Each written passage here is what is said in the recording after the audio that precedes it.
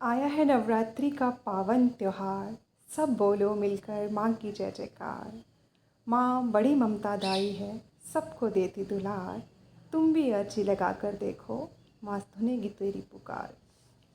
सभी भक्तजनों को नमस्कार, जय माता दी। आज हम दुर्गा सप्तशती के 5वें अध्याय का पाठ करेंगे। 5वां अध्याय।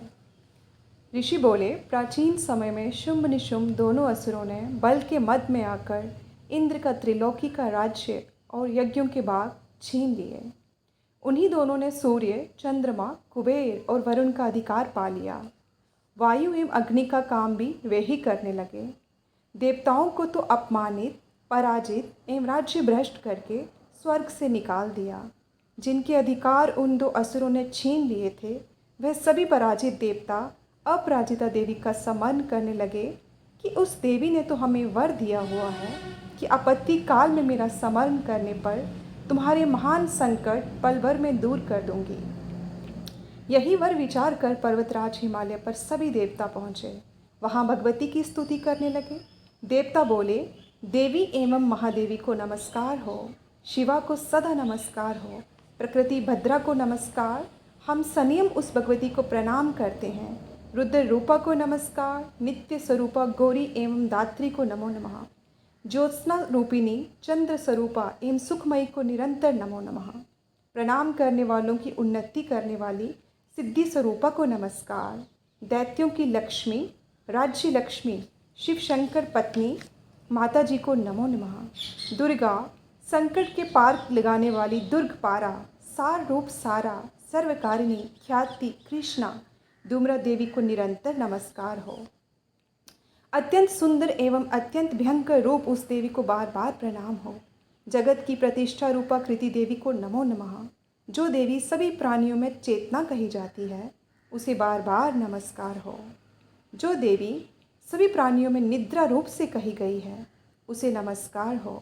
जो देवी सभी जंतुओं में छाया रूप से स्थित है, जो देवी प्राणियों में क्षमा शक्ति और तृष्णा रूप से स्थित है, जो देवी सभी प्राणियों में लज्जा, शांति और श्रद्धा रूप से स्थित है, सभी प्राणियों में कांति रूप से स्थित है, भ्रांति और लक्ष्मी रूप से स्थित है, उसे नमस्कार हो। उसको बार बार नमस्कार हो। जो देवी समस्त जीव मात्र में समृद्धि रूप से स्थित है, समस्त जीव मात्र में तुष्टि रूप से स्थित है, समस्त जीव मात्र में माता रूप से स्थित है, उसे नमस्कार हो। जो देवी समस्त इंद्रियों तथा संपूर्ण जीव मात्र की अधिष्ठात्री हैं और समस्त जीव मात्र में निरंतर व्याप्त रहती हैं, उसको बार बार नमस्कार है। जो देवी इस सारे जगत में व्यापक होकर चैतन्य रूप से स्थित हैं, उसे नमस्कार हो। प्राचीन काल में अपने मनोरथों की सिद्धि के लिए देवताओं ने जिस देवी की स्तुति की, इसी प्रकार कई दिनों तक सुरपति इंद्र जिनकी सेवा करते रहे, वह मंगल रूपा परमेश्वरी हमारे मंगल एवं कल्याण करें और हमारी आपत्तियाँ दूर करें। दुष्ट दैत्यों से संतापित हम संपूर्ण देवता जिस भगवती ईश्वरी को नमस्कार कर रहे हैं और भक्ति पूर्वक नम्रता के स्वरूप मनुष्यों द्वारा स्मरण किए जाने पर उनकी विपत्तियों का नाश कर देती हैं, वह हमारी भी सभी विपत्तियाँ दूर करें। ऋषि बोले, हे राजन, देवता लोग जब इस प्रकार भगवती की स्तुति कर रहे थे, उस समय श्री गंगा जी के जल में स्नान करने के लिए श्री पार्वती जी आईं। उस समय सुंदर बाहों वाली पार्वती जी ने देवताओं से कहा कि तुम लोग किसकी स्तुति कर रहे हो। तब उनके शरीर कोश से प्रकट होकर शिवा बोली, ये देवता तो शुंभ दैत्य से सताए हुए एवं संग्राम में शुंभ से पराजित हुए मिलकर मेरी ही स्तुति कर रहे हैं।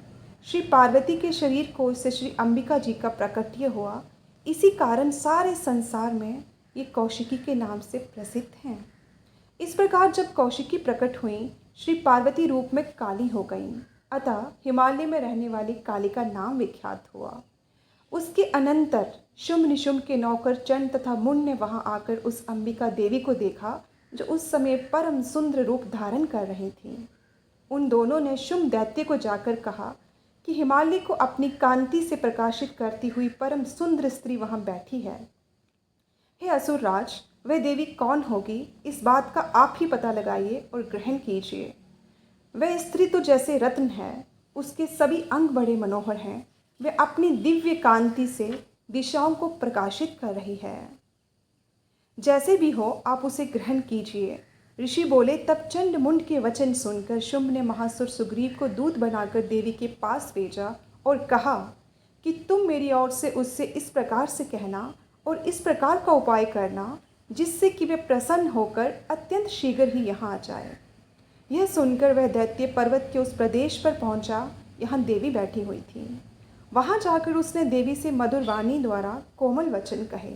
दूत बोला, हे देवी, दैत्यों का स्वामी शुंभ तीनों लोकों में परमेश्वर है, मैं उसका दूत हूँ। आपके पास उसने भेजा है। मैं वहाँ जो उसकी आज्ञा ना मानता हो उसे परास्त कर देता हूँ। उसने सभी देवता परास्त कर दिए हैं। अब आपके लिए जो संदेश है वह मुझसे सुनिए। उसने कहा, सारी त्रिलोकी मेरी हो चुकी है, सभी देवता मेरे अधीन हैं, सभी यज्ञ बाघ पृथक पृथक करके मैं ही पा रहा हूँ। त्रिलोकी भर के उत्तम सभी रत्न मेरे अधीन हो चुके हैं। उसी इंद्र के वाहन श्रेष्ठ ऐरावत हाथी को मैंने छीन लिया है। देवताओं के पास जो भी रत्न रूप वस्तुएं थीं वे सब मेरी हो चुकी हैं। हे देवी, अब हम तुमको स्त्रियों में रत्न मान रहे हैं। इस कारण अब आपको भी हमारे पास आ जाना चाहिए, क्योंकि हम तो रत्न के भोक्ता हैं। अब तुम्हारी इच्छा है मुझे अथवा मेरे भाई निशुंभ को, तुम दोनों में से किसी को भी वर लो, क्योंकि तुम रत्न रूप हो और मेरे साथ विवाह कर लेने से तुम्हें अतुल ऐश्वर्य प्राप्त होगा। ऋषि बोले। जब इस प्रकार देवी से दूत ने कहा तब वे जगत को धारण करने वाली भगवती देवी जी गंभीर होकर मंद मुस्कान करके बोली, हे दूत, तुमने जो कहा वह सत्य है, मिथ्या कुछ भी नहीं। किंतु मैंने प्रतिज्ञा की हुई है, उसे किस प्रकार से मिथ्या करूं? और प्रतिज्ञा ये है कि जो मुझे युद्ध में जीत ले एवं मेरा अभिमान तोड़ दे और संसार में मेरे समान बलधारी हो, वही मेरा स्वामी हो सकता है। शुंभ आए अथवा महासुर निशुंभ आए, मुझे जीत कर मेरा शीघ्रता से पानी ग्रहण करके ले जाए। दूत बोला, हे देवी, तुम्हें अभिमान है जो इस प्रकार की बातें कर रही हो। निशुंभ ने सभी देवताओं को हरा दिया हो और तुम उसका मुकाबला कैसे कर सकती हो? इस तरह चले चलने से तुम्हारी प्रतिष्ठा होगी, अन्यथा जब वे तुम्हारे केश पकड़ घसीटते हुए ले जाएंगे तो तुम्हारा गौरव नष्ट हो जाएगा। देवी बोली, हे दूत, इसमें कोई संशय नहीं कि शुंभ बलवान और निशुंभ भी पराक्रमी है, पर मैं करूं तो क्या करूं? प्रतिज्ञा करने से पहले ये बात मैंने नहीं सोची थी। अब तुम जाकर असुराज को मेरी ये बात कह दो, फिर उसे जो उचित लगे वे वही करें। 5वां अध्याय समाप्त। जय माता दी।